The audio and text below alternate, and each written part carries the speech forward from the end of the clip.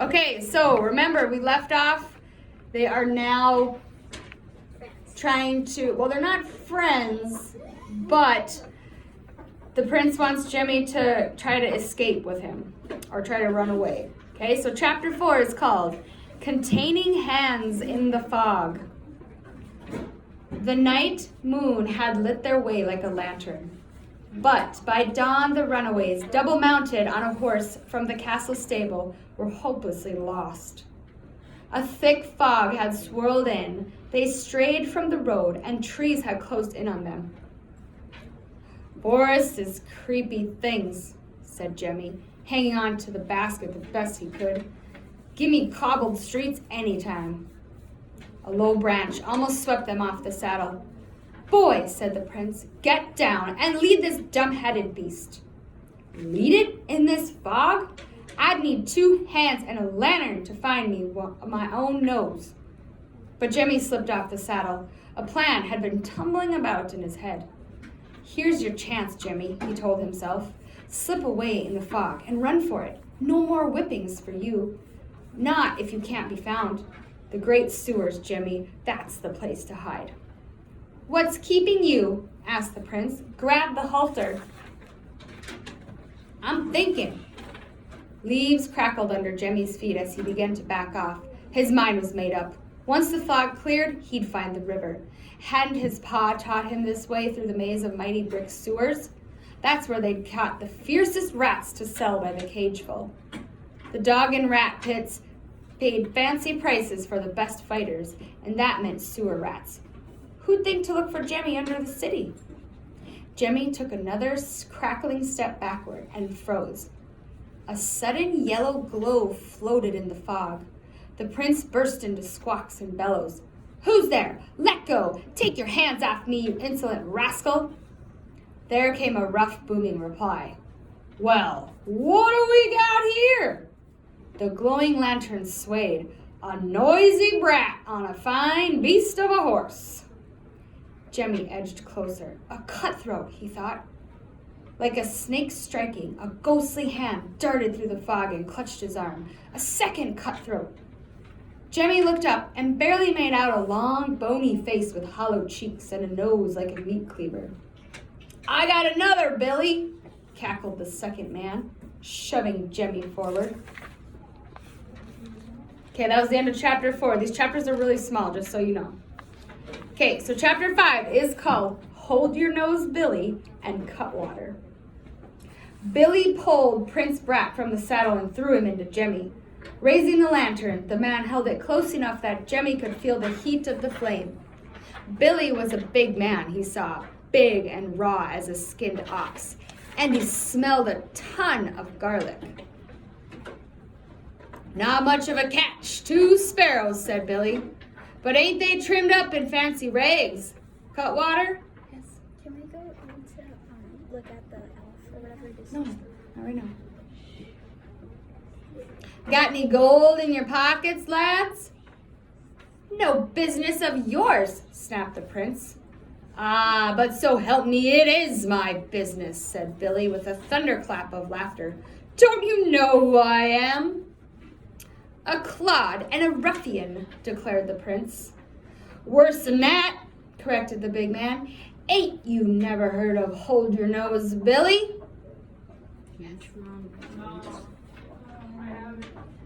"Famous he is," put in Cutwater. "Put to song is Billy." Jemmy thought he remembered. Hadn't he heard ballad sellers fling that name about the streets? The exploits of Hold Your Nose something or other in verses by the yard.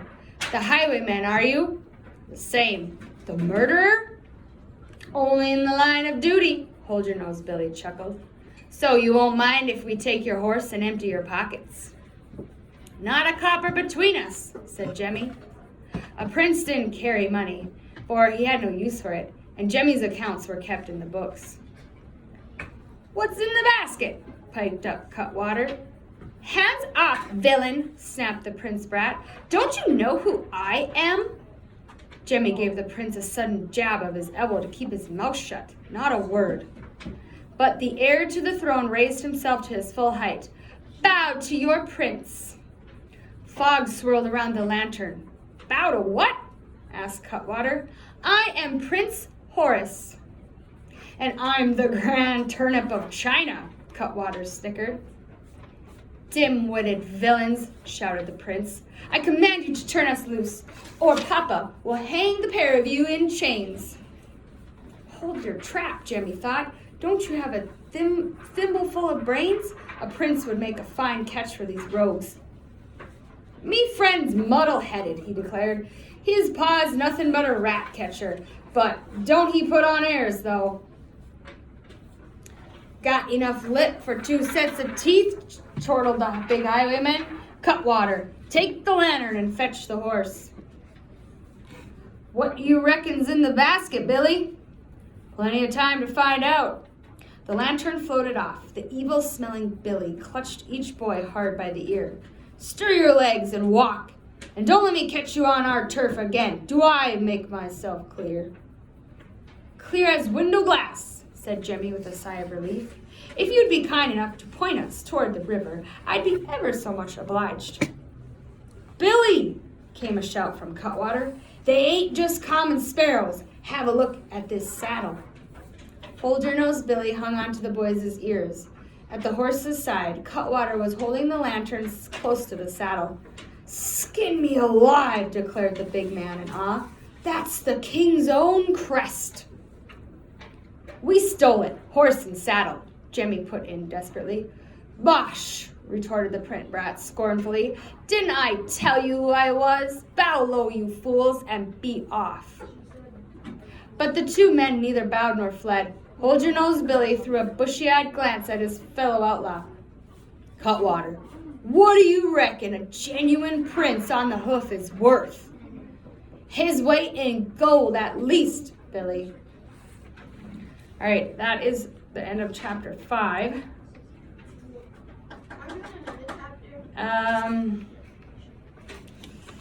We'll start chapter 6, okay? Chapter 6, in which the plot thickens. Okay, so they just got captured by these 2 cutthroats. They're kind of like bandits, okay? Wisps of fog clung like tattered rags to the trees, and then the forest cleared. But so thick were the pines that the morning sun barely touched the ground. Hold Your Nose Billy pushed aside a low branch, revealing a rickety timbered hut with a moldy thatched roof. There's our castle, your young majesty, he said, chuckling. Accept our hospitality. I hope you won't mind sleeping on the floor. The floor was hard-packed earth. Braided garlic bulbs hung like knotted ropes from the rafters. I'm hungry, announced Prince Brat. And feast you will, said Hold Your Nose Billy. Cutwater, serve 'em up our finest bread and herring. Jemmy had made many a meal on bread and herring when he was in luck, and felt hungry enough to ask for seconds. Prince Brat bared his teeth. I'd sooner eat mud. He reached for the wicker basket, but Cutwater snatched it back. What do we got here? Muttered the bone-thin man, and threw back the lid. Roll your eyes at this, Billy. Meat pies, looks like, and fruit tarts, and a brace of roast pheasant. We'll eat like kings. Hands off, that's mine, the prince cried out. Was yours, yapped Cutwater. Locks, Jimmy thought. Hadn't the prince run away in royal style? He had even brought a china plate, a silver spoon, and a silver knife for himself. Digging around deeper in the basket, the garlicky outlaw called to Cutwater. Bring the lantern closer. What's this? Looks good. Keep going. In the gloom of the hut, the big man lifted out a golden crown. That's mine, bleated the prince. Was yours, corrected Hold Your Nose Billy, placing the crown on the tangled red nest of his hair. Prince Hold Your Nose Billy, Cutwater burst out joyously. He began to scratch himself as if his shirt were crawling with fleas, which Jemmy thought it probably was. We're rich! Excuse me. That crown?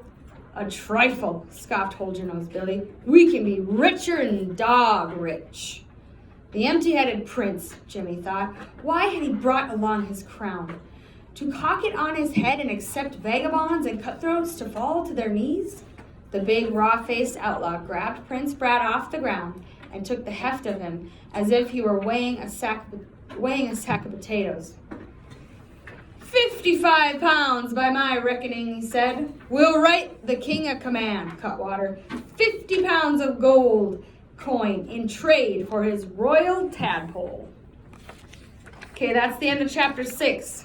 So, they got taken by these two bandits, or cutthroats as they call them in the book. Okay, just wait. And their names are Hold Your Nose Billy and Cutwater. Okay, one of them's a big burly guy. He's got a big beard, and the other one's kind of skinny and bony. Okay, they took them back to their hut, and they're going through all the things that they had. So Prince Brat brought all this food, and he brought his own crown. Just wait. Just wait. Can I make him a regular Okay, elf? so that's where we're gonna stop.